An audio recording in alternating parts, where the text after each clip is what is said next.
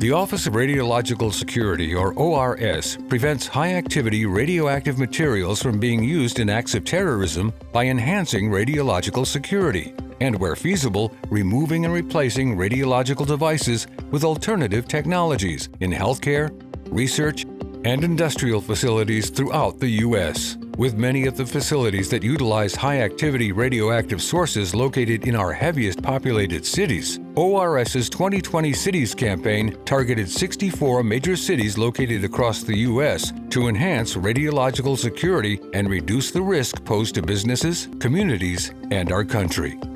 Home to more than 1.5 million people and 35 medical research and commercial facilities that use high-activity radioactive sources, Philadelphia was one of the first cities to partner with ORS to enhance security and reduce risk citywide. Working with city government, law enforcement, and businesses, ORS provided planning assistance, security enhancements for facilities that utilize high-activity radioactive materials, and collaborative alarm response training to law enforcement and security personnel in facilities that have radioactive sources on site. Through ORS's Cesium Irradiator Replacement Project, or CHIRP, ORS also provided businesses interested in replacing their cesium devices with X-ray devices, with the resources and financial incentives for safe removal and replacement of their cesium devices.